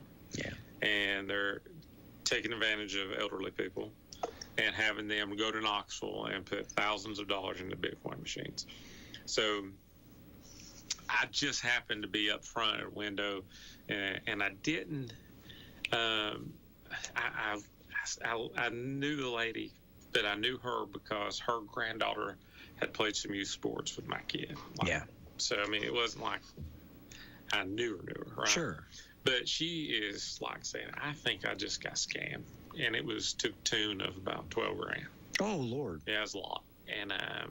And she tells me the story, and we have a deputy coming up to take a report. And she looks at me and says, "That money's gone, ain't it?" And I said, "I'm afraid it will be." Yeah. And so we talk about it, and super quick version. I don't know why, but I'd heard this, and so I thought we might as well try it. So I called Tom Spangler because she had the locations that they gave her, because she had to go to 4 because they had a maximum you could put in each machine, right? Yeah. Which was $3,000. I called Tom Spangler and I said, "Hey, this is what we got. You remember this story?" He said, "Yes, let's try it." And he says, "Yeah, give me the addresses and I'll get my guys out there too." So I sent my detectives. He sends his detectives. We go to these 4 locations, unplug the machine, wrap it in crime scene tape, and tell the store employees, "We think there's evidence of a crime. We'll be back with search warrants." And they go, "We don't care. We don't own them." What we learned is the people who own those machines are renting space from the convenience store, right? They said, "That's between you and them. We're cool with it," right? So through the process of this investigation, another company owns the machine, and then there's the Bitcoin bunch that buys the Bitcoins. So the cash got commingled. Long story short, we were able to recover some money, but not all. Right. Money that was in the machines? Yeah, that for victims, which was a huge win. But so this now is on the legislative committee for the Tennessee Sheriff Association. It's one of our big topics that we're wanting addressed. There has to be some accountability for these companies because they know what's happening. Right. The companies that are facilitating? Yeah, look, we don't know what the answer is, but we need to find it but I don't even know why I got off on that, but here's what I'm going to tell you. Listen, Anderson County, if anybody from the sheriff's office calls you and tells you you've missed court, you've missed jury duty, you have an arrest warrant out for you, you have my word, we don't call you up and tell you have an arrest warrant. We do not, and we're never going to settle that with a cash payment or Bitcoin payment or green cards. And we're not going to tell you to come to the courthouse. Yeah. We're not going to tell you to do that. We're going to show up at your door. And arrest you. We're going to show up at your job. Yeah. Do not hesitate to call us and verify. Do not hesitate to stop in and talk to a deputy. Yeah. Don't give your money away. Amen. The only people that collect your money is going to be the courthouse itself, Rex Lynch's office primarily, right? But you've already been through the legal system at that point. Yep. Or a bail bondsman. It ain't us. It ain't y'all. It ain't us. I'm amazed that people still fall for it, but they do. But they're very convincing. They're very realistic nowadays. We talked about this last time, so they are. I worry about my parents and some of the other people. Wonder, if they got a call and said, "Yeah, we've got Ron. He's committed this crime or he did this. And we need $1,500. Let him go." I could just see, them wiring the money or whatever they needed to do. Yeah. And they make it real, but folks, don't do it. Stay, check it out. I've seen people, person after person after person that's smart, intelligent, and then they get this call and they go, they fall all to pieces. So Anderson County has grown a lot. Our population is going up constantly because it's a great place to live, great place to work. But we're still small enough that you got to know somebody that knows somebody. Yeah. Right? Exactly. And look, if you're wrong, and if by some off-ball chance we did call you and say, "Hey, you got a warrant," lock your doors. Don't answer them until you talk to somebody that knows somebody that it's the right thing.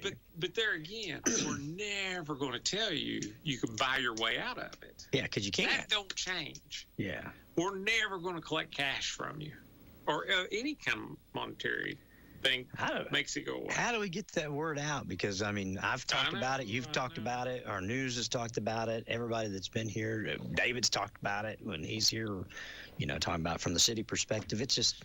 You listen, the sad part is it's the people who are good citizens that obey the law. They think they're the last thing they want to do is be sideways. Yeah. What would be great is if we could get the scammers to give us a greatest hits of when they've actually got hold of a criminal. Right, they really don't care.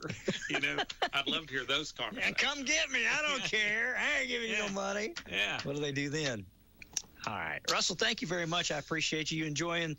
Have you got into the new heading up the Sheriff's Department, the organization, the association, and what kind of responsibilities going on there? It's a lot of work. Is it? Yeah, more than I thought. You having doubts? No, I don't have doubts, but I didn't realize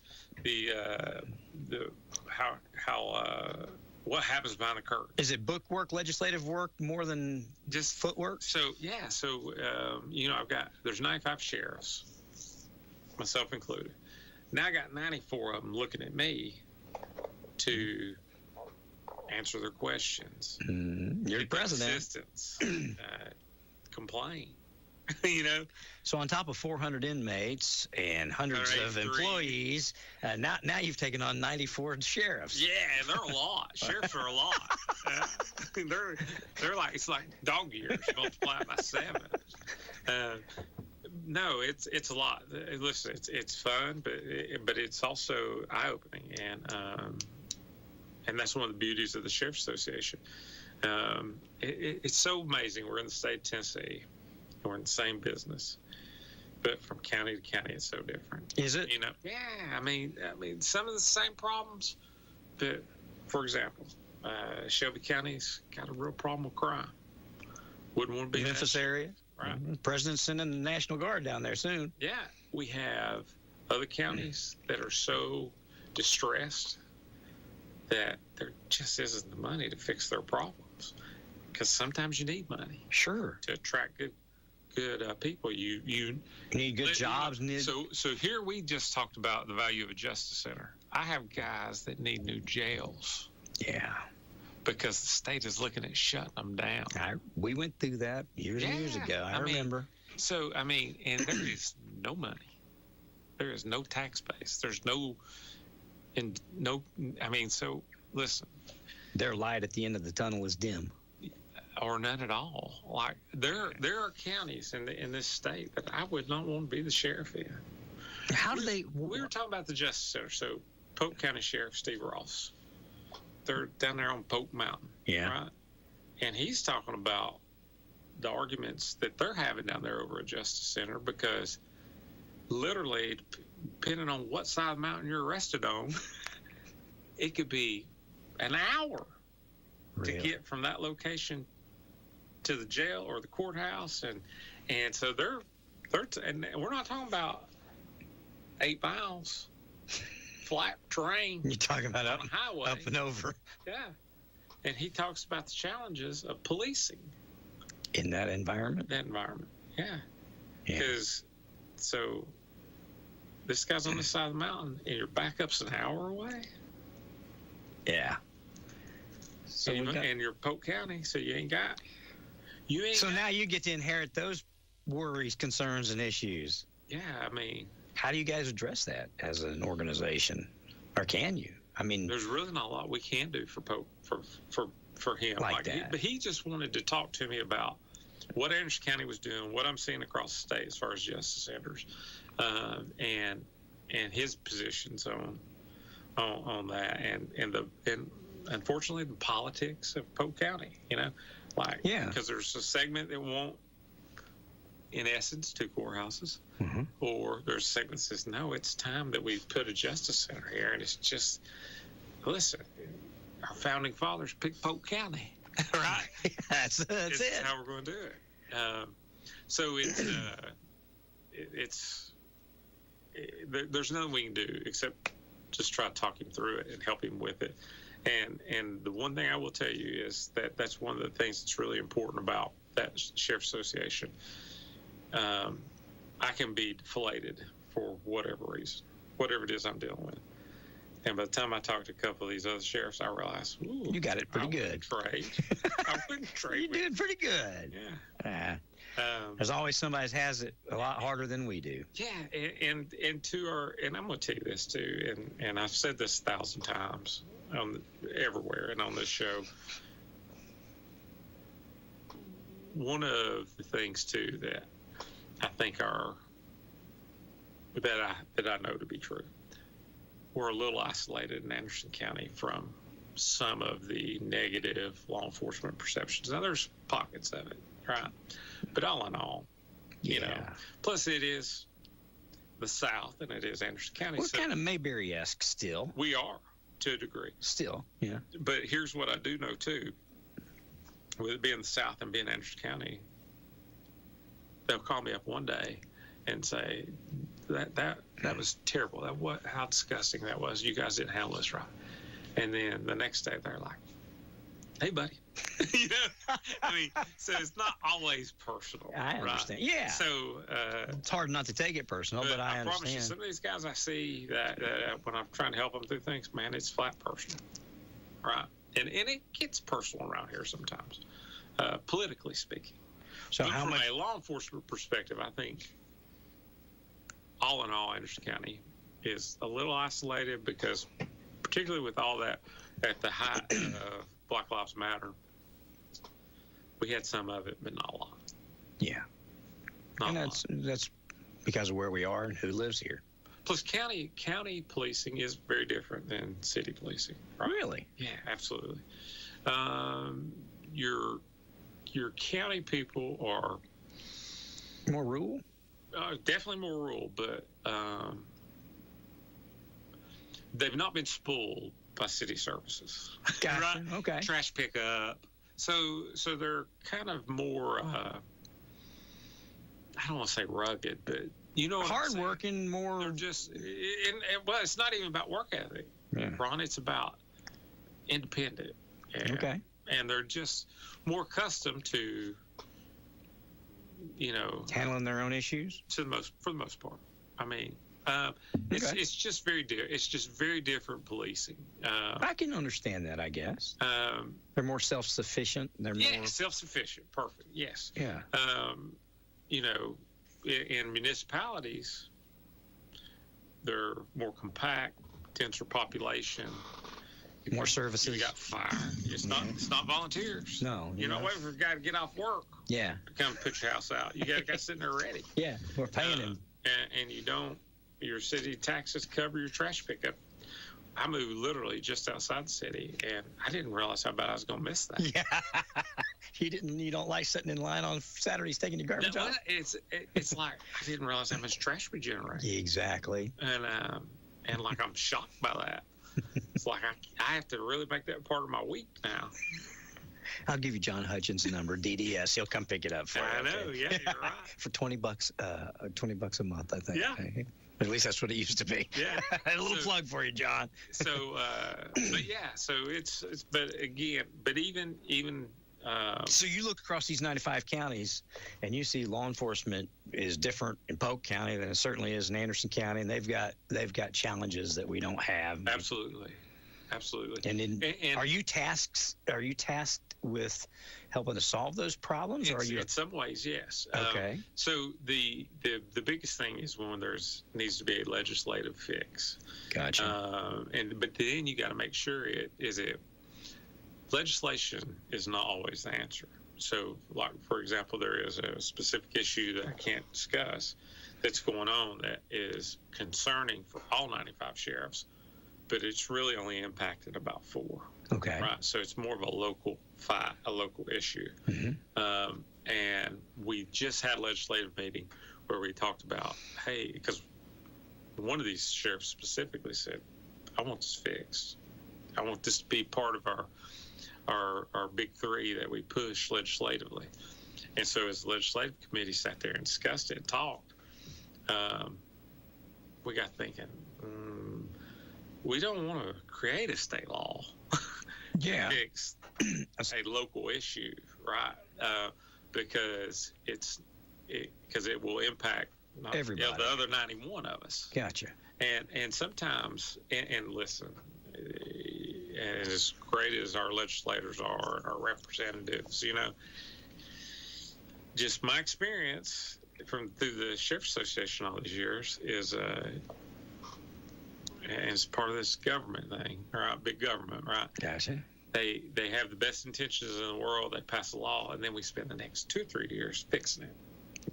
Dotting the I's, crossing the T's, taking out the bad part. Okay, yeah, we didn't realize beef this up. Work. Yeah. And there's so many bills filed. Maybe it goes for federal government too. I mean, it's just so many bills are filed. And remember how famous that? I don't even remember what the thing was, but they said pass it and read it after you pass it. Yeah, the let's bill. Pass it, then we'll figure out. We'll figure out what it was. Pallets full of paperwork. Yeah, I mean, and that's very true to a degree, because. So the sheriffs come up with this bill that says we don't want jaywalking to be a crime no more. Whatever we want to say. Mm-hmm. Well, that's really a poor example because there ain't crosswalks in the county, right? They're municipalities.